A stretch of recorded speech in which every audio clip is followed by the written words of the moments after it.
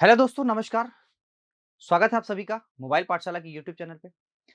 ये आपको यूपी लेखपाल और यूपी कांस्टेबल से रिलेटेड वीडियो हम प्रोवाइड कर रहे हैं।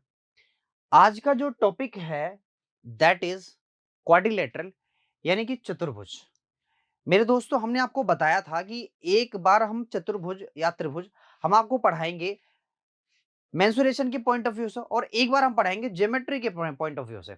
तो मेंसुरेशन के पॉइंट ऑफ व्यू से आप पढ़ चुके हैं, ज्योमेट्री के पॉइंट ऑफ व्यू से आप सारी चीजें पढ़ रहे हैं।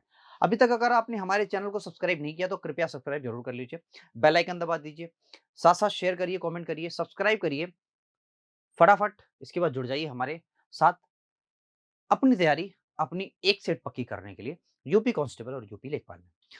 आपके सामने एक सवाल दिख रहा है, जरा देखिए। कह रहा है एक चतुर्भुज की प्रत्येक भुजा 10 सेंटीमीटर लंबी है, इसके विकर्ण की लंबाई जो है 18 सेंटीमीटर है, दूसरे विकर्ण की लंबाई। यार देखना जरा, जब हमारे पास कोई समचतुर्भुज होता है, कोई समचतुर्भुज होता है, तो आपको हमने बता रखा होगा पहले से ही कि भैया ऐसा है कि समचतुर्भुज जब होगा तो हमने ये चीजें बताई हैं आपको। कहां पे? भाई साहब, आपको पता होगा कि मेंसुरेशन के पॉइंट ऑफ व्यू से। तो प्लीज उधर के लेक्चर जरूर जाके देखिए। तो ये बराबर इसके होता है और ये बराबर इसके होता है, साथ साथ ये दोनों समद्विभाजित करते हैं, ये 90 डिग्री बनाता है। कहला अगर भुजा ये होगी और एक विकर्ण है 16, ये 16 है, तो भैया ये 8 होगा, ये 8 होगा। तो आप मुझे बताइए, ये 8 है, ये 10 है, तो ये क्या होगा सर जी? ये 6 होगा। ये 6 होगा तो ये भी 6 होगा। तो दूसरा विकर्ण क्या होगा? 6 6 12 होगा। दूसरा विकर्ण क्या होगा? 6 6 12 होगा। कैसे निकला? ट्रिपलेट से। कैसे? ट्रिपलेट से। तो ये सारी ही चीजें आपको मैंने मेंसुरेशन के पॉइंट ऑफ व्यू से पहले ही पढ़ा रखी है। चलिए नेक्स्ट सवाल है, अगला सवाल। एक चतुर्भुज है एबीसीडी में एंगल ए तथा एंगल बी समद्विभाजक क्रम से ए और ओ बी है। भाई एक चतुर्भुज है, एक चतुर्भुज बना लो ऐसे करके।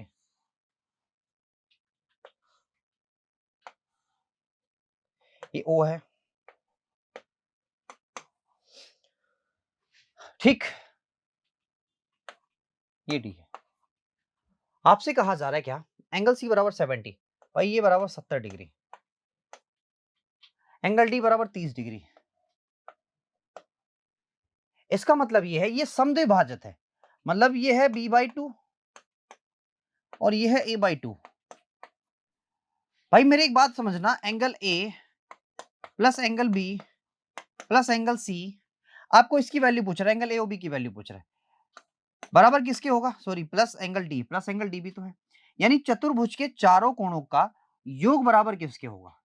तो आप कहेंगे सर जी चारों कोणों का योग तो बराबर 360 के होता है, और दो कोण सी और डी मिलके 100 बना रहे हैं, है ना? तो angle A plus plus plus plus plus plus angle B plus, sorry, plus plus plus 100 बराबर 360 के। तो angle A plus angle B that is equal to 260 के। अगर हम दोनों को ही भाग दे दें, 2 से भाग दे दें, तो a/2 plus b/2 that is equal to 130। अब आप मुझे बताइए, अगर मैं इस ट्रायंगल की बात करूं, इस वाले ट्रायंगल की बात करूं, इस वाले ट्रायंगल की, भैया इस वाले ट्रायंगल की, तो तीनों कोणों का योग होता है 180। यानी कि a/2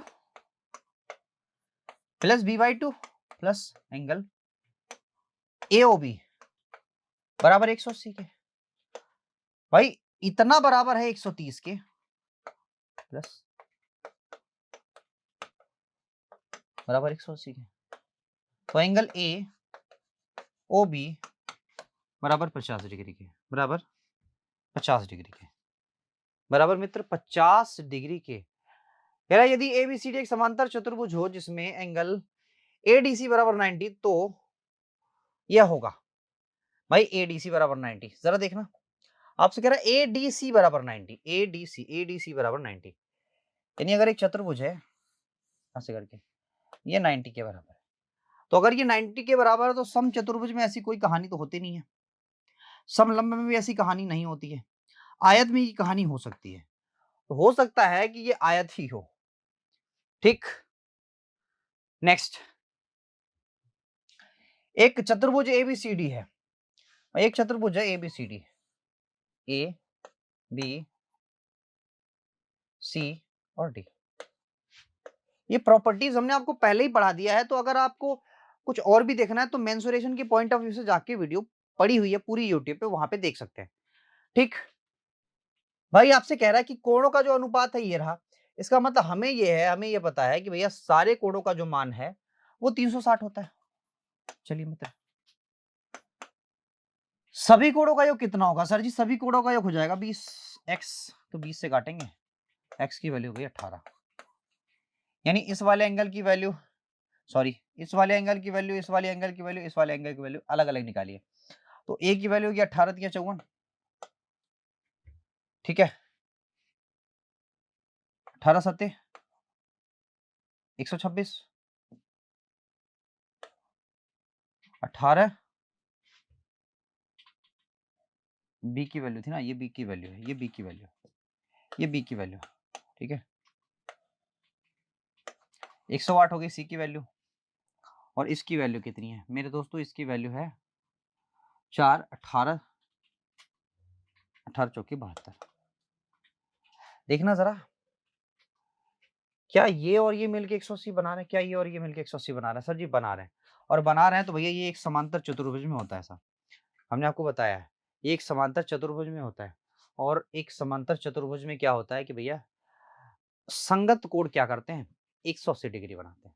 दो संगत कोण क्या करते हैं? 180 डिग्री बनाते हैं। नेक्स्ट, किसी समांतर चतुर्भुज के दो आसन्न कोणों के समद्विभाजक के बीच कितना, अच्छा ये पूछ रहा है। अबे यार, अभी आपको मैंने थोड़ी देर पहले ये चीजें बताई हैं, है ना? कह रहा है कि ये दोनों समद्विभाजित हैं, यानी इसको आप a/2 लिख सकते हो, इसको आप b/2 लिख सकते हो।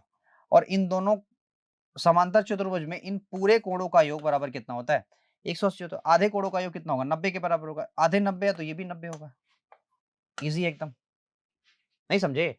अरे देखना जरा भाई, angle A plus angle B बराबर 180 के, क्योंकि ये दोनों आमने सामने की कोण है। आधा कर दो तो a/2 plus angle b/2 that is equal to 90 के। मेरे दोस्तों इस वाले ट्रायंगल में देख लो जरा, इस वाले ट्रायंगल में, इस वाले ट्रायंगल में तो भैया angle a/2 plus angle b/2 plus angle AOB that is equal to, इसको a, इसको b, इसको जो भी मान लो, दैट इज इक्वल टू 180। ये दोनों 90 के बराबर हैं, तो ये 90 होगा तो ही तो मेरे दोस्तों दोनों मिलके 180 होंगे। तो इस हिसाब से ये हो गया 90। चलिए जो अगला सवाल है वो देखिए, एक चतुर्भुज की आसन्न भुजाओं के मध्य बिंदु को मिलाने पर क्या आकृति प्राप्त होती है? भाई एक कोई भी चतुर्भुज हो जाए,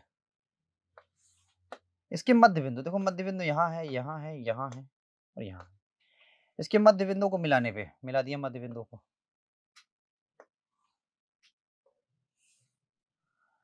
तो कह रहा है बाबू कौन सा चतुर्भुज बनेगा? कौन सा चतुर्भुज बनेगा? तो ऐसी स्थिति में जो हमेशा बनता है वो एक समांतर चतुर्भुज बनता है।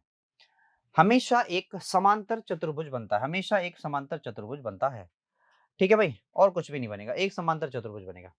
नेक्स्ट आपसे कह रहा है एक वर्ग के आसन्न, भाई वर्ग के आसन्न भुजाओं को मिलाएंगे तो वर्ग ही बनेगा। क्या बनेगा? वर्ग ही बनेगा। क्या बनेगा भाई? वर्ग ही बनेगा। आयत की आसन्न भुजाओं को मिलाने पर क्या बनेगा भैया? आयत की आसन्न भुजाओं को मिलाने पे, मध्य बिंदु को मिलाने पर हमेशा आयत ही बनेगा।